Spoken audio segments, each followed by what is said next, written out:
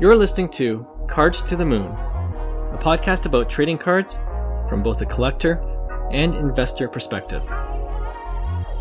We hope you'll stick around for the ride as we take a deep dive into the state of the hobby, share some hot takes, hopefully some useful advice, and fun stories along the way. Hey guys, welcome back to Cards to the Moon. This is episode 335, and my name is Clark from 5cardguys.com. And you can also find me on Instagram and on YouTube and on Facebook at 5cardguys, all one word.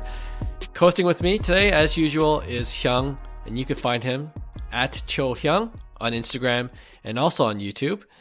And John's away for this week, but he had to be called into a last-minute meeting, but we'll have him on soon.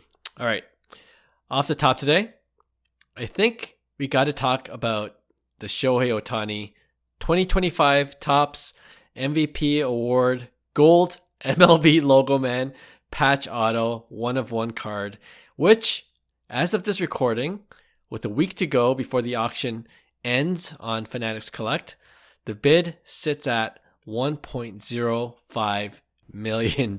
Insane. It's insane, but the gold Logo Man card is, if you don't know where it's from previous year's award winners that we covered on the pod before.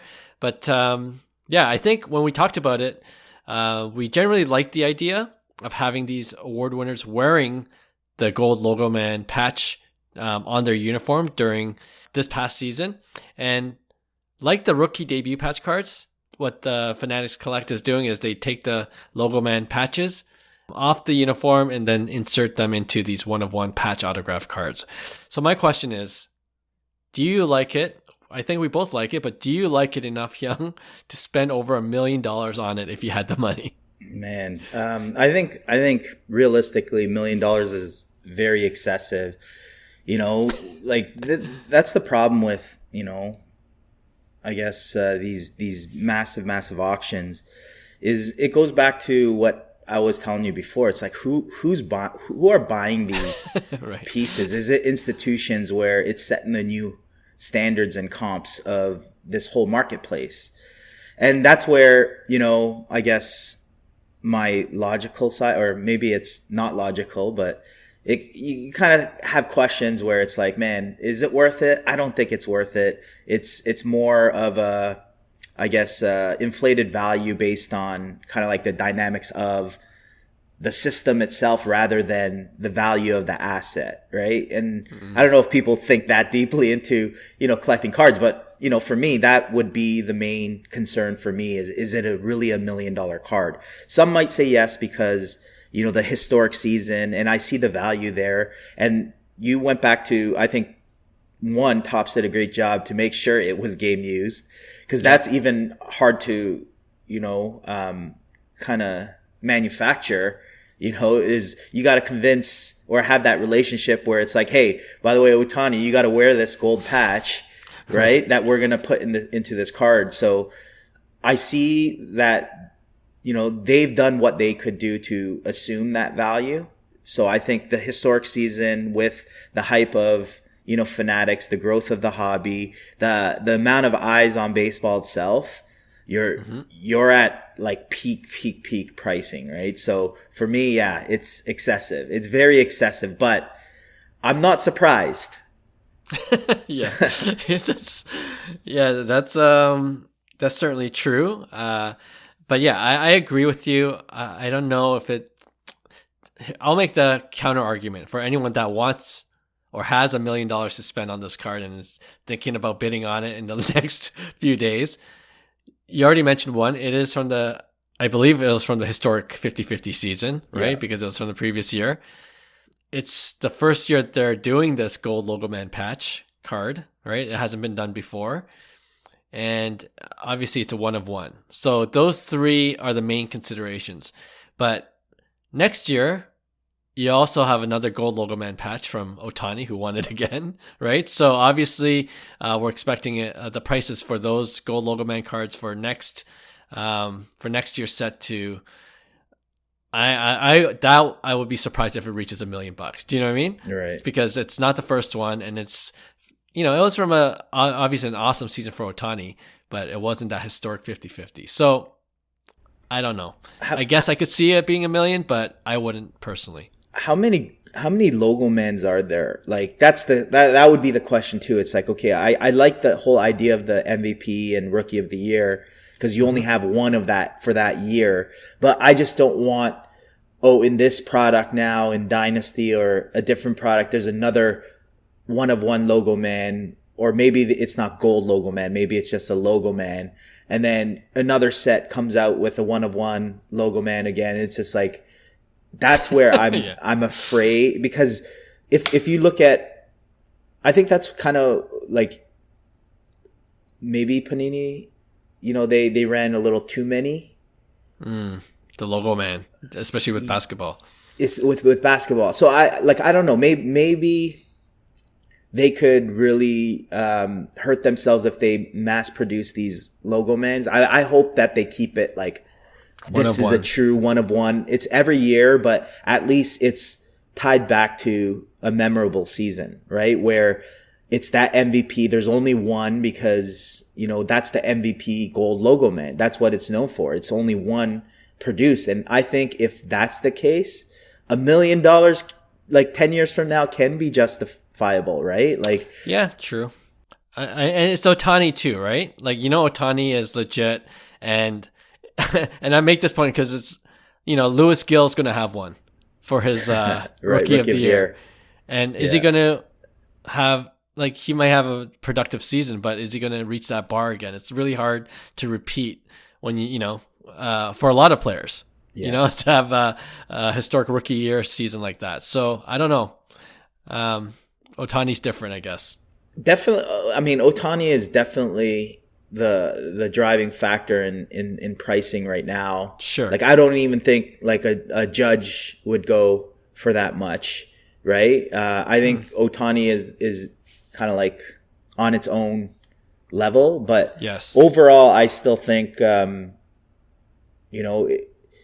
it worth it? Is like I said, is Lewis Gill, what's that going to fetch?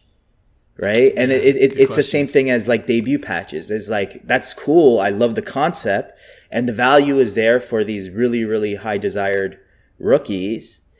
But then what about the remaining, I guess, debut patches, right? They're like, you see them on eBay for a couple $1,000, which, they still have value because, people still, I guess, are chasing the debut patches and they're a new thing and they're only one available. But, realistically, you're right. Like, I think you look at the debut patches, how many are selling for over hundreds of thousands of dollars realistically, right? And right. I think with the gold logo man, it's like, it's all player dependent, and I think Ohtani is a special case, and I don't think any other player would even come close to what we're seeing in the auction right now. Yeah, I mean, I think a lot of people will agree with that. I don't want to knock Lewis Gill, but let's look at the other way. The NL Rookie of the Year was Paul Skeens, so we're more hopeful that Paul Skeens is going to have a productive career, like a better one than Lewis Gill. I wonder at that point, his Rookie of the Year gold logo man might fetch a good amount as well. If you have. And then I can't believe we're talking about this. Maybe 2026 we'll talk about it more. Are we back in on pitchers because of Paul Skeens, or is Paul Skeens the exception? Do you know what I mean? Turek Schoolball's making a good case now, but I feel like with pitchers, I'm still treading with caution. But like I said, it's another episode altogether, and they need a longer track record too, right? So yeah, I think it's a hot take where I believe that catchers and pitchers are gonna correct itself. Like, meaning, I believe everything will correct itself if it's eventual, because we've been doing it. Like, we've been saying there's no value in pitchers and catchers pre-COVID, right? And it was true, but is it true for like the actual value of the card? If you look at Nolan Ryan's rookie card, very high desirable card, especially valuable in a PSA 10. So history, shows itself that, these do mature just as well as a player does, right? So for me, I think eventually, just like how we said, the trends, even, kabooms and downtowns and, all these other, cards that are valuable now, they all have their evolution. So, yeah. Yeah, I mean, one thing I'll say about pitchers is, generally speaking, it's much lower risk, right? Because the value isn't there for a lot of them, and you never know. 120 win season can change the value in just a season too. I mean, for sure. We saw on the batting side with Cal Raleigh, 160 home run season or 50 home run season can certainly make a difference in the value of the cards just within one season to the next. So you never know, but there's risk involved. All right, we got a little off tangent on that, but yeah, go Logo Man, check it out on Fanatics Collect. I'm curious to see where it ultimately ends up in terms of value. All right, let's move on to hobby headlines. Okay, so this PSA scandal doesn't seem to be going away. I keep seeing more content creators, and it's interesting, from both the sports card side of things and Pokemon card content creators. They are up in arms. They're talking about it. So I think we should talk about it as well. But in a nutshell, if you don't know what's going on at all, and you've been staying away from social media, the controversy started about a couple weeks ago when a collector on X, I think his name was Preston, he submitted a bunch of Pokemon cards to PSA. Many of them were graded a PSA 9.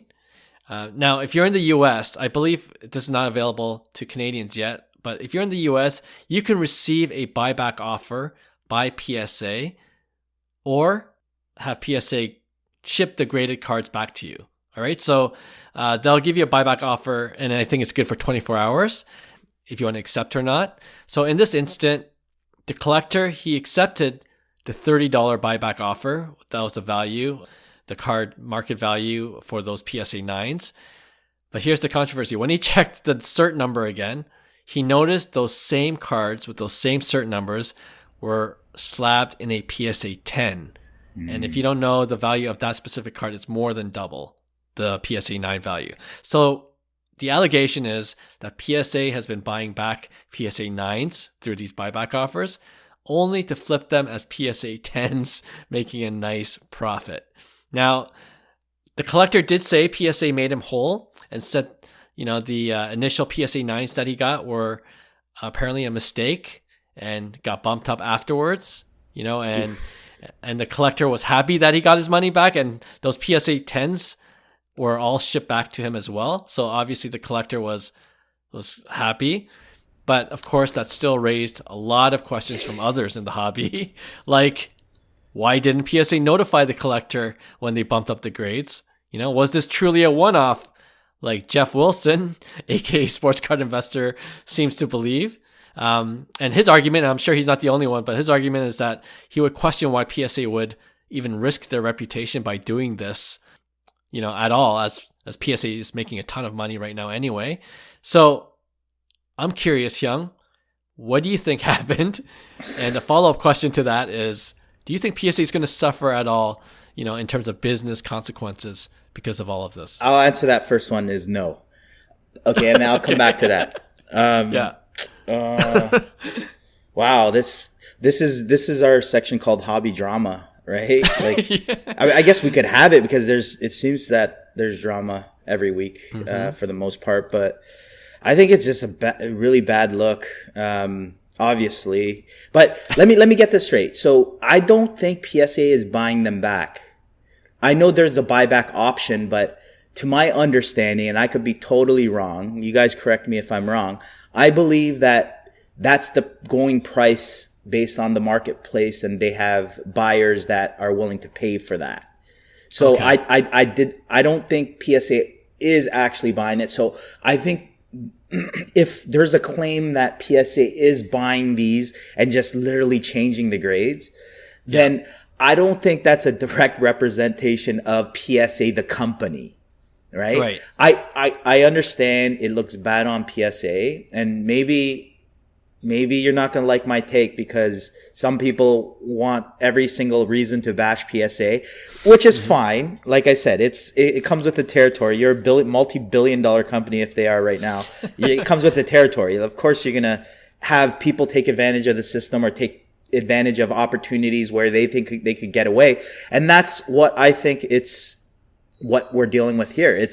And I don't think the way PSA handled it was great. I think that's a crock of crap where they're saying that, they misgraded it. And it's like, hey, I have a bunch of PSA 7s. You want to misgrade them and, give me 10s for them? I'm more than happy to. But I think that's just kind of like, just putting the soil over, the actual wound. So for me, like, I think it's not it's not a representation of PSA as a whole company. So, I understand Jeff Wilson's, because I deal with, I see companies that have their whole reputation, and I know what PSA's revenue is.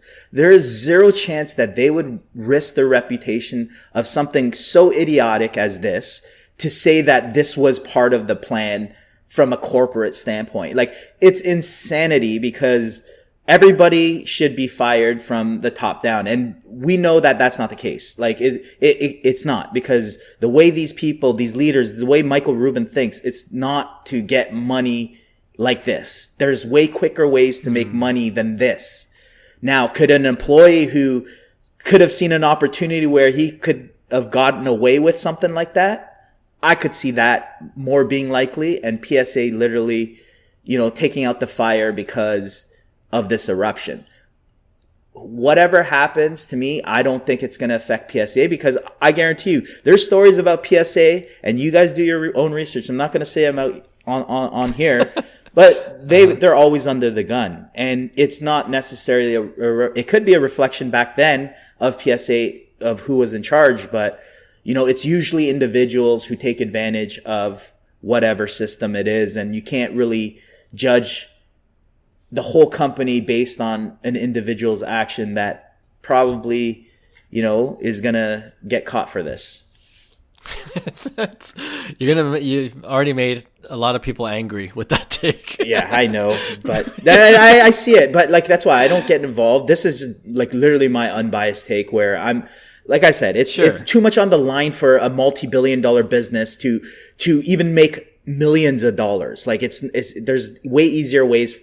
And they showed, it's like, look at how much commission they're making on Fanatics Collect, off this multi-million dollar, thing. And they released this set too. So they made millions off releasing the set. And now they're making, thousands of dollars just off one card off $1 million auction. So to me, it's like to take PSA 9 slabs and then just take them and regrade them and take the profit in between is nonsense.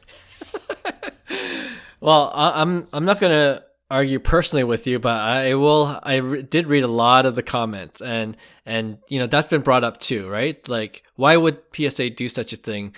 And then someone brings in the Enron example. Enron was making hand over fist money, but then they got caught cheating a little bit here and there, and why would they do that?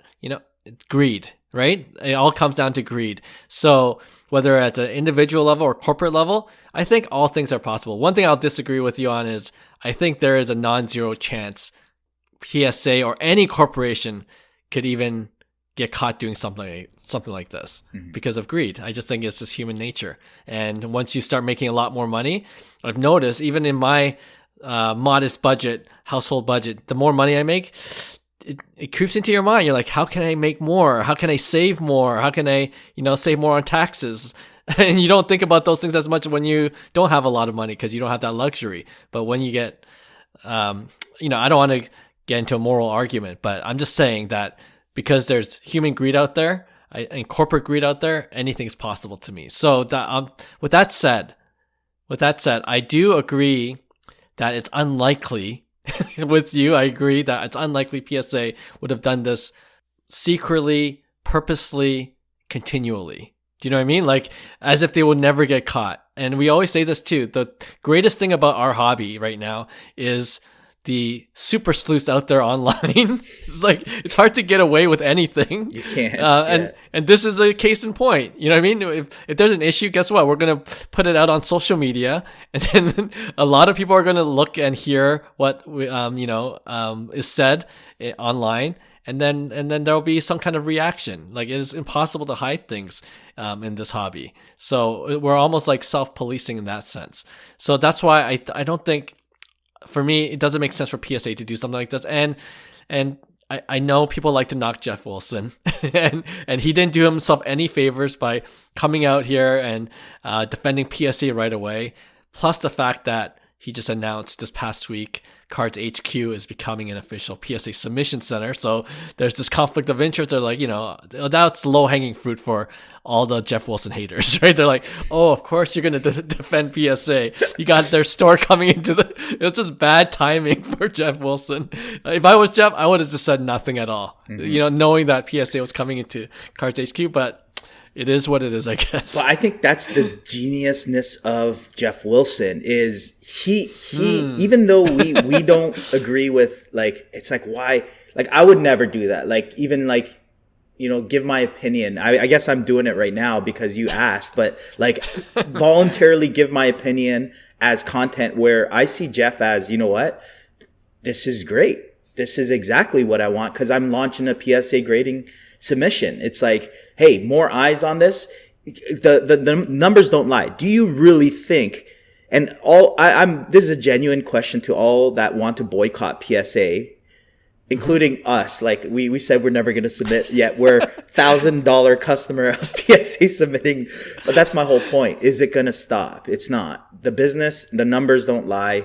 The demand is out there. People still need cards graded, right? It's not going to stop. So for me, I see Jeff Wilson seeing that and, creating content, whether or not, people agree or disagree. A lot of people seem to disagree with Jeff Wilson on a lot of things, but I see just as half 50% agree with him. And that's the medium you want as someone who really gets attention on them. Good or bad marketing. That's the good polarization of being contradicting, but not necessarily being on one side too much. Yeah, and like people are also going to say on social media they're seeing smaller card stores, not as big as Cards HQ, of course, but some of the smaller card stores have stopped their PSA submissions until there's more clarity on what's going on, right? So, they've canceled, the PSA pickups and if you wanted to submit through their card store, they're not doing it right now. But I have a feeling in a month or so they'll be resuming their PSA operations. That's insanity. Right? And if you own a hobby shop, please, like for me, I think that is one of the biggest mistakes you could actually do because in reality, like, you got to understand distribution is totally different in 2025, 2026. And if you think that distributors are needed more and more, it's actually going the opposite direction. Yes, of course, there's a lot of, great stuff from a hobby standpoint for a hobby shop. And I would always support a hobby shop over, going direct. But if you're starting to say, well, we don't need PSA. It's like, well, that's where I'm concerned is because they could quickly turn around and say, well, we don't need you either. Right. And we're looking for someone who's willing to work with us because they have a valuable product or service to, fulfill. And to me, it's like, that's what you're going to get in today's society, whether you boycott them or say, you know what, we don't stand for this. It's like, well, that's part of the business. PSA is not going away. And for me, it's you wouldn't be doing yourself justice or your business because it's a great source of income, in my opinion, because I'm looking for a hobby shop right now to submit my cards because I don't want to go PSA direct. Right. So it's like, if you're taking that service away, you're not making my job easier from a hobby standpoint. I'm going to have to probably ship my cards out or maybe even look not even locally anymore, right? It's like, hey, you know what? Online, there's options where there's another PSA, distributor that's offering a better deal and it's just as good. So why not use them? So for me, I wouldn't boycott, but I don't own a hobby shop, but that's just my 2 cents. Listen, I don't have a problem with hobby shops boycotting, but it is definitely a business risk, right? So that's something to consider. And if you're doing on moral principles for yourself, then put your money where your mouth is, right? And maybe open up a BGS submission center, and go to other graders. Make it easier for collectors to go to other graders. And you're gonna find, especially in this landscape, right, hobby landscape right now, it's a risk you're taking financially. So whether the boycott lasts a long time or very short, we'll see how it turns out. But I do think, just generally speaking, on social media, I've seen a bunch of these posts with different hobby shops boycotting. But it's always the case, whether you're for or against any issue, the loudest speakers are the ones that are against a bigger, corporation or corporate entity, or, what I mean? Like the louder more negative voices, or more critical voices, I should say, are usually the ones that we hear the most, right? And it's always the case. There's always usually a silent majority that don't pipe up, and I think Neo Cards and Comics, I just saw recently on their YouTube video on this whole PSA scandal, they put a poll out there. It wasn't a big poll, over 100 people voted, but the question was, are you still submitting to PSA after all this? And guess what the results were? 30% said something like, I don't get involved in grading. Okay, so that doesn't even affect them, right? And then the remaining 60 is like 50% out of the 100, so half are like, yep, I'm still submitting to PSA. Yeah. And then the remainder, 15 to 20%, is like, no, I'm not going to. Right. So, and I will even say those 15 to 20%, I guarantee you, one of these days you can submit back to PSA. I've been saying this for years. You're like, oh shoot, my PSA 10's worth this much? All right. Exactly. I got that's all that's all it takes. That's all it takes is you look at eBay sold prices. That's all it takes. Yeah. And to me, it's not saying it's bad or good. Right? That's part of the hobby. That's the great part of the hobby. Sometimes I grade raw cards and I get PSA 10s, and I love that I have value within those cards because ripping doesn't make sense anymore. But you know what? It didn't make sense 5 years ago either, but I'm submitting these 5-year-old cards that are worth something now because of the value PSA gives. So I can't necessarily profit off of them and always, talk bad about them if I'm gaining from their brand presence, right? And going back to that, Clark, I will say I don't mind the criticism against it either. I think PSA needs to be accountable, and I think it's things like this that I'm 100% okay with. Let's expose it. Let's get down to it, but let's not completely say it's 100% this or 100% that, because there's a lot at play. That's it. And it's not saying that PSA is great. I'm saying PSA has a lot of issues. It's always been like that. And I'm just hoping that as we evolve, we address these issues that come up. So something like this can never happen. Or at least you as a company and a brand need to continuously build internally, whether it's processes to gain the trust of their current customers, right? Yeah. Because you do have a lot of, customers that, matter. So for me, I like all of this. I don't think it's all negative. I think it's inevitable or invaluable feedback from the community, and it's PSA's job to now respond to that. So it's a dance of kind of like the good and bad that continues to evolve. And I will say this last point I was going to mention earlier. We don't know how the hobby's going to look. The more I see it, the more it's unknown, because there's so many factors at play that didn't exist even a year or 2 years ago. And it has to be on the crux of how society moves. And that's the thing. We are at such an kind of like an unknown place in society. A lot of moving parts, a lot of paradigm shifts, a lot of things that, are shifting that will bleed into our hobby. And to me, if you define our hobby by yesterday's thought patterns, like always, like this is the way it was, so therefore this is the way it has to be, and every single thing that PSA does is counter to that, because they're evolving, it's going to be a very, very miserable place for you. I'm just saying, it's because that's the realities of it. And then for me, that's where I'm seeing this at. Yeah, no, good point. Good point. I mean, if you look at another industry like the movies, TV, streaming, that's, no one could have predicted where we are now. And I'm specifically thinking about Netflix trying to buy out Warner Brothers. Like that was unbelievable to think about even 5-10 years ago, right? And different companies take charge, grow faster, and make a play. And who's to say PSA will always be king? We kind of joke about that.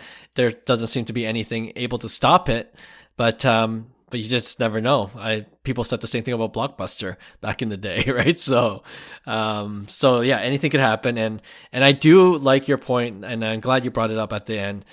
The one thing that PSA could certainly do better, and even Probstein, I don't think he even mentioned anything with what happened to Snipe, but because, and this makes me think the industry where the hobby itself is still relatively young and growing and evolving. Like we could do, or hobby companies can do a much better job in communicating things, like the fact that we still don't know what happened exactly with PSA. I think Nat Turner did go on Sports Card Nonsense podcast and said, PSA, I think they mentioned that PSA themselves don't buy it back, but kind of like what you're saying, it's the market value and there are buyers out there they're trying to connect with. But there's I don't think there was an official statement, you know what I mean, in terms of what happened to clear up things. And I think in other industries that are more well established, you have that right away because you don't want to, leave that to people's opinions. And for more established industries, you have publicly traded companies, and you got to be accountable to your shareholders and things like that. We're not there yet, you know what I mean? Right. But I think the hobby, like a lot of industries, is going to trend that way if you want to grow and become much more established.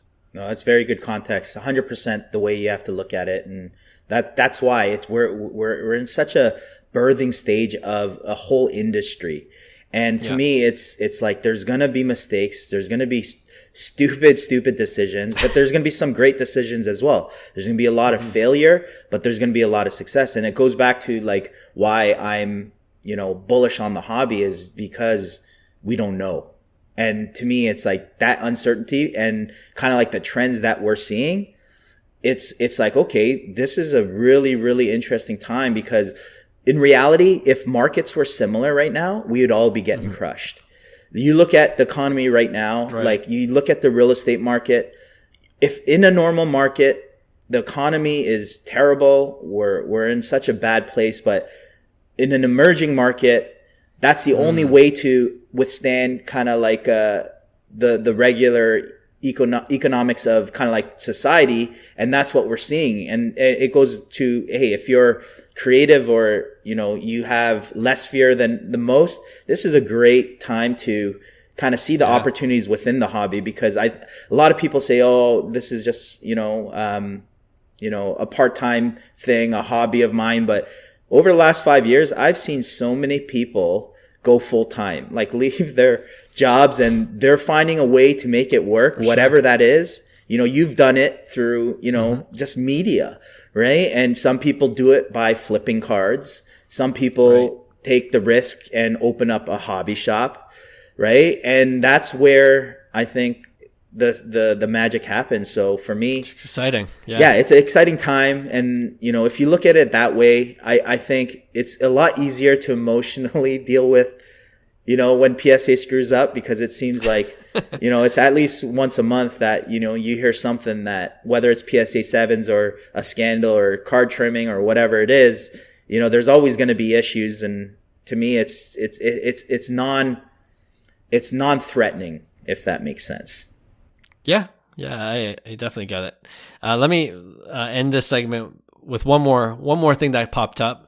I don't know if you have an opinion on it, but some people are upset that CGC, at the same time as this whole PSA grading scandal, CGC announced that they're increasing their prices, right? So they're like, some people are like, we're looking for other grading companies to go to because we don't like PSA now, and now this is what you do, CGC. You're increasing. And then another smaller, much smaller grading company, C3 Grading. I've kind of heard of them, but not really. They're taking advantage by saying they're going the other way. Like, we're going to keep it at $9 per card, and we're going to add free shipping. Which strategy? Do you have an opinion on which way you would have gone if you had a grading company? If I'm CGC, they're doing it right, man. You get crushed if you lower your prices. Like, to me, it's like they go hand in hand with market prices too. It's like you can't. So who's the company that's lowering their prices? C3 Grading. Exactly. So for me, it's like, no offense, but like if you lower your grading fees, what is the resale market on a 10 versus a PSA, right? And it's like, that's going to drive the market. So are you as a consumer going to go to C3 Grading because you're going to save $9 per slab, or is the PSA $1,000, difference in price going to incentivize you to go to PSA and spend the extra $9, right? Easy answer. And I know human behavior, regardless of where your moral compass is, that's going to be your deciding factor, whether or not emotionally, you're like, oh man, these gradings a ripoff or it's a scam. Yeah. Say, like, it is. Seriously. How could you spend $20 and then get upcharged for a subject? But that's the realities of it right now. That's how our market sits. So for me to lower your grading fees, I think it kills the valuation of the card itself. We've seen it with SGC. How did that kind of, turn out for SGC when we thought it was the cheaper alternative? I never seen SGC as a cheaper alternative of grading until they lowered their price.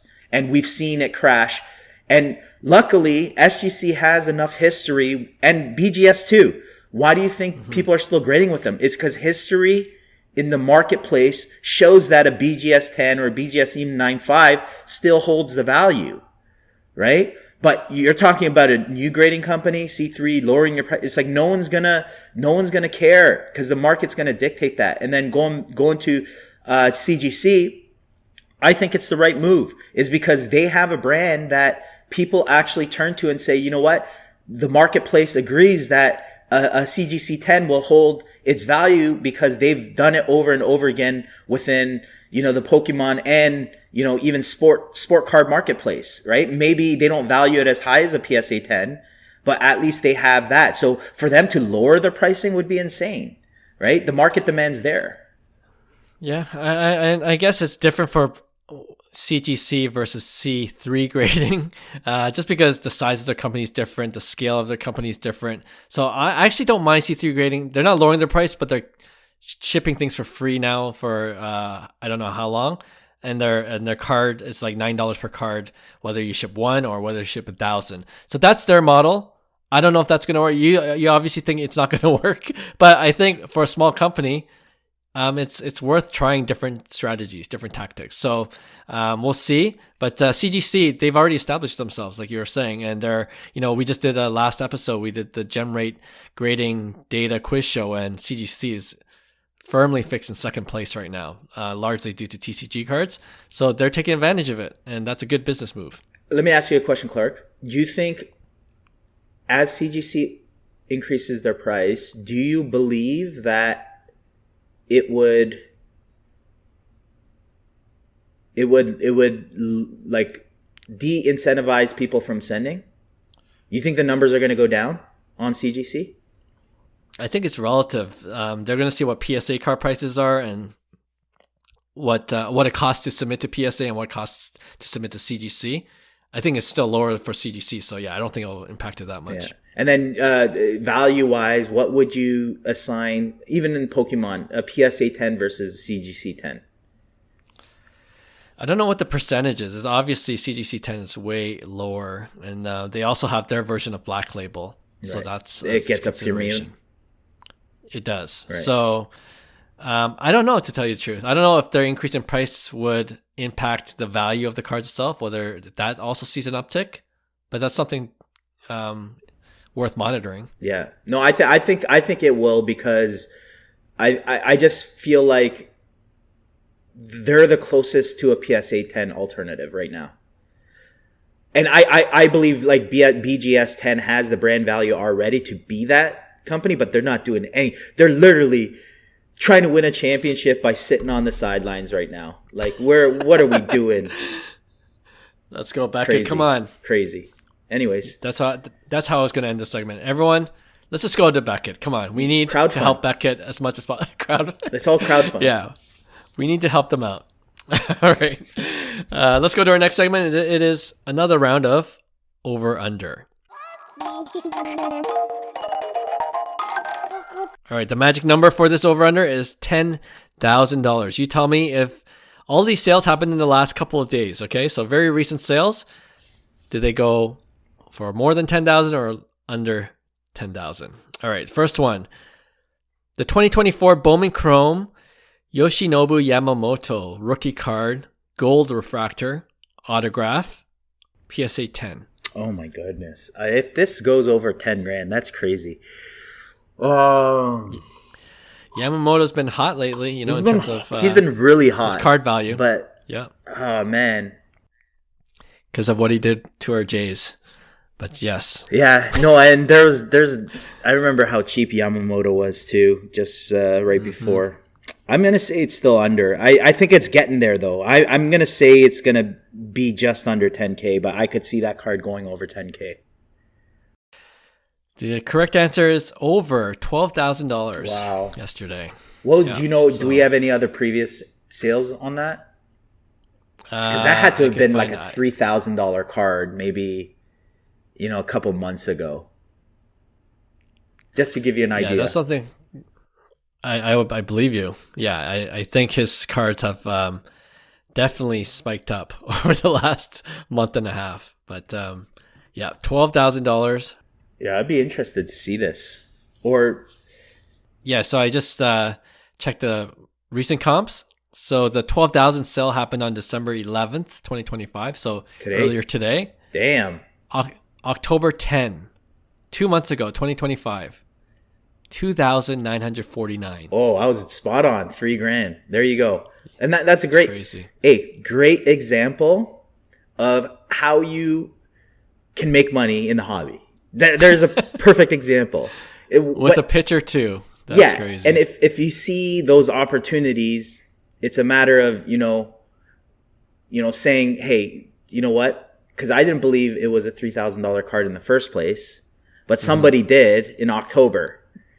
And they sold it for $12K. So to me, that's a great business transaction. Like if you're doing that, you're well done. Like to me, that's what you reward yourself buying an Ohtani auto now, right? Like that's what we're talking about.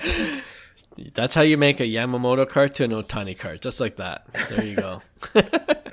All right, next card, a couple basketball ones, and they're both Steph Curry. So the first one is the 2009 Topps rookie card, PSA 10. So not the chrome, but the paper Topps Steph Curry rookie card. PSA 10. Mm-hmm. Sorry, do you have a pop count on that? Yes, the pop count for a Stephen Curry Topps rookie. That's crazy if his PSA 10s are over 10K. 372 is the pop count. 372? Yep. Oh, I'm going to say it's over. Oh, you think it's low, the pop count? I think the pop count's really low. And I think Steph Curry is just really hot, just in terms of kind of where he is with his deal, his new, I don't know what he signed for. And right. He's so, I know he's like, not overrated, but he's so underrated, if that makes sense. Out of the superstars, like I'd take him over LeBron any day. Like for me, any day. And and to me, prices are showing the same way. So I'm going to say it's over because it's pop 372. That's a great pop for that card. And I think like I said, my theory is institutions are in on the card market. You might be right because it is $12,000. There you go. Sold a couple of days ago. It's paper. I thought I could trick you with that, but you can only imagine what his Topps Chrome rookie cards are going for now. These days. But crazy. That paper has to be a record sale too. Yeah, I wonder how much it went for during COVID era. I don't think it went that high in COVID. It did actually. Oh, it did hit? 18,407. Okay, so it's on its back. It's back on its way up. This is the most recent high. It went down to 4K. Wow. Of May 2024, a year and a half ago, and now it's up to 12K. There you go. Within a year and a half. The hobby. All right, Steph Curry again. I told you the other one was also Steph Curry card, but it is not his rookie. It's his 2024-25, so very recent. Panini 1-in-1 Downtown All-Star card. So it's a downtown PSA card. 10? PSA 10. Yes. Do you have a pop count for that? Sorry. Pop counts everything, guys. I'm telling you. With market prices, pop counts everything. Pop count for a PSA 10 is 6. 6. See, some guy bought it for over 10K. I have a feeling, but maybe, and that's why it's like, is that the true value? How many more are out there? How many more are being graded? And this is where the fluctuation and volatility of our marketplace, and people don't understand this, is like, in Cal Raleigh, Bowman Chrome, said it last week, this is a perfect example. Nobody's submitting. That's why there's no pop. I have 20 of them just sitting in. So it's like when people see the prices, what are they going to do? Their behavior is grade them. It floods the market. Prices crash because it was never a $200 card. So taking that logic, I feel like that's similar to this Steph Curry. Is it a $10,000 card? I don't think so. Could somebody pay based on a pop 6? Yes. It's all the right reasoning, but it did sell at $9,000. Oh, you know, some guy's gonna pay $13,000 next week. So this guy made a good deal, I guess. Maybe just go to a show and then flip it. Yeah, it might be a $5,000 card though. It's true. I feel like he has multiple downtowns. That's the thing with Panini. I don't get who has downtowns, how many they have. You know what I mean? But I think they're collectors. Like if you're a Sure. Kaboom collector or downtown collector, you collect those cards. That's true. That's kind of like your stash, right?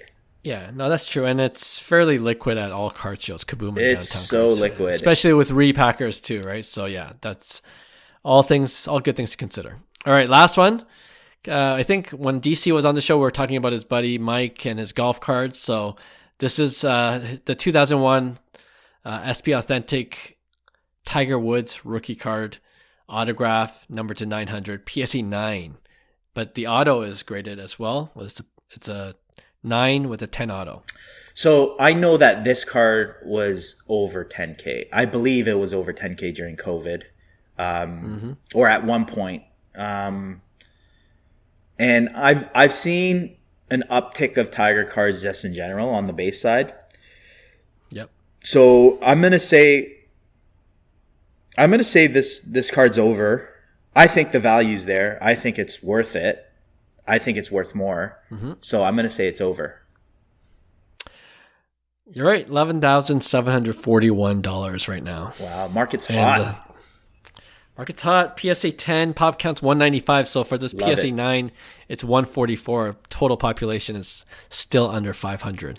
Yeah. So And obviously it's not number to 999, but yeah, those two grades. Yeah, I think that those are great grades too, because, you know, I think a lot of those cards are with BGS or at least similar pop, right? Sure. And then a lot are raw. So I'm very happy with that as a kind of like the card. I would say it's the Tiger Woods auto to kind of go after, other than agree. really, really rare, like obviously Tiger autos. This is the grail of Tiger Woods cards. So a PSA 9 out of the greatest golfer of all time, I think it's still a steal. There you go. The hobby's hot, and these prices show it. All right, let's finish off this episode with our regular weekly segment we call Pick One.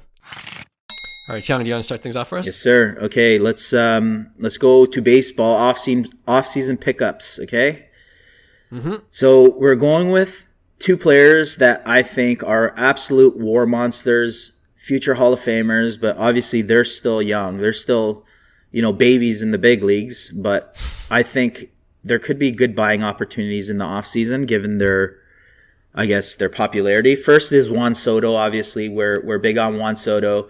He's at like a 40 24 WAR or something, age 20, going into his 27th year of life. And he's already half a Hall of Famer. So for me, I think he's a great buy in certain cards because I know that there's not a lot of Juan Soto autos out there in terms of his rookie auto. Obviously, Bowman Chrome is the one to get, but the next best, I think it's his 2018 Topps Chrome update auto. Very low supply. Although it's a sticker auto, that's the only knock on it. But like I said, it's either Heritage autos, you got Bowman's best autos, or Topps Chrome, which is the hottest product right now out of, I say, all the brands. So the HMT 55 auto X-Fractor, so number to 125, PSA 10. Okay. Recently, and recently means the last couple months, it sold for about $3,600. Oh, a PSA 10. Not bad. Yeah, not bad. Yeah. Like, especially I remember I sold the refractor of this version for about 10 grand at the time. That's crazy. So for the X the Fractor, refractor is that numbered? it is numbered. Refractor? Yeah, Okay. it is numbered, but I think it's double the pop on the X Fractor. The X Fractor is definitely the lower numbered card and the better looking card, in my opinion. So I'm going to pair that up. So $3,600, okay? Versus, I'm going to 2022 Topps Chrome of Bobby Witt Jr., okay? Someone I think is just unbelievable. He's one of my favorite players right now. I believe that he's a future Hall of Famer. The Red Wave, okay? Rookie auto. Yeah. A PSA 9 auto 10, okay? Topps Chrome Red Wave, numbered to 5, sold for $4,600. So $3,600 for a PSA 10 X Fractor of Soto versus the Bobby Witt Jr. Red Wave auto, PSA 9 auto 10 for $4,600. So a little more. So I'm saying, you know what? I have a budget of $5,000 to pick up a banger of a card. PSA 9, you said, for the Bobby Witt? PSA 9 auto 10. The 2022 Bowman, what's the image on that? It's 22 Topps Chrome. First Bowman? 22 Topps Chrome. Oh, Topps Chrome. Yeah. Okay, so that's where he's just throwing defense. Yeah, just throwing the ball. Yeah. So Topps, both are Topps Chrome auto. Soto's Topps Chrome auto, and then Bobby Witt's Topps Chrome auto. Oh man. Hey, before you make a decision, I'm just saying, Bobby Witt has been averaging like 7 to 9 WAR the last couple years. Okay, just saying. I love Bobby Witt. Yeah, Bobby Witt is a WAR monster. Like, this guy, if he keeps on playing the way he's playing, we're talking like Ohtani, Acuna, Judge, Soto. They're all in the same territory, I would say. I feel like the safer play is still Juan Soto, but if I'm for these kind of cards in this range, for me personally, I like to hold more longer term. So because of that, and I'm a big Bobby fan, it's an on-card auto, right? For the Topps Chrome, for the Bobby. Yeah, on-card auto. Red Wave, number to 5, so the PSA 9 is irrelevant to me. I got to go with Bobby. Really? I'm going for Bobby with the higher upside. Interesting. It's the higher upside. So the wave wouldn't deter you away anymore. I don't. Yeah, that's a good point. Like, I don't. Yeah, I know we talked about it like in years past in this podcast. We're like wave or shimmer. What about lava? Lava. I think if there's like a hierarchy, I'm putting wave above all those. Yeah. You know what I mean? Yeah. So wave is like second best to me. Second best. Okay. next to the True Red. Yeah. Nice. Bobby Witt. I thought you were gonna say Soto. And the sticker auto. Oh, that's minus 2 marks for me. Yeah. No, the sticker auto. I think that's what would change a lot of people's opinion. But like for me, I know Juan Soto sticker autos are okay, at least for me, because his Topps Chrome update, the HMT 55, is always going to be his rookie auto card, and then I think Heritage is a great buy too. Like I said, it's the on-card auto that Juan Soto doesn't have. So that's where the Topps Heritage, like Red Ink, I think it's a monster card. Super valuable, super underrated. Even the real one, Heritage auto. but like I agree with you. It like for me, anything orange or red, even gold, I consider it. Anytime you have an opportunity to purchase one of those at like of one of the kind of like the bigger names, the A type players, the Ohtanis, Judge, Bobby Witt, Acuna, Soto, those type players, I'm going with the number to 5. I don't care about the grade. You know, obviously you want the PSA 10, but in this case, I think 4,600 is really cheap for Bobby Witt. I think he's going to be kind of like the next Trout hype eventually, right? And he's so underrated. Like he gets no hobby love right now. I think he had a couple bumps here and there. It's criminal. It's criminal. Yeah. It's criminal. I agree.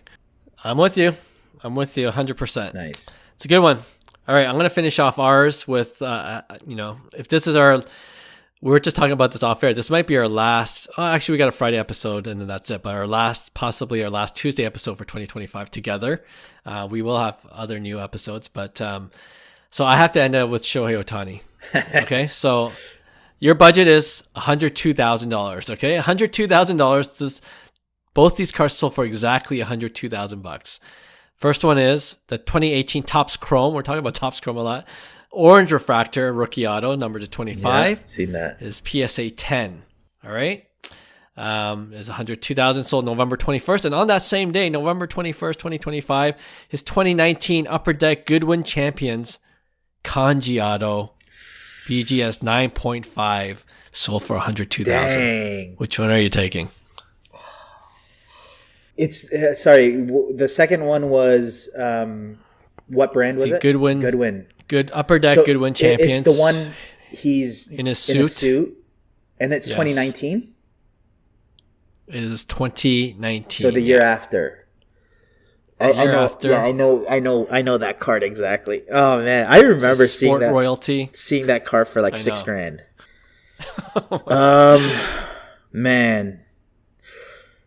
The Kanji Auto would be nice. I'm going Topps Chrome, Orange Refractor, Auto, 100%.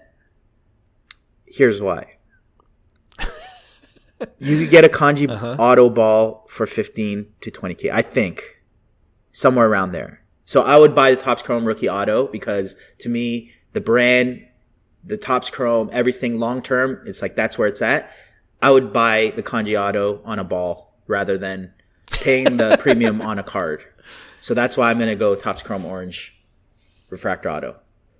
I can't knock you for it, but for me, I'm more of a card purist. I'm not a baseball collector like you are.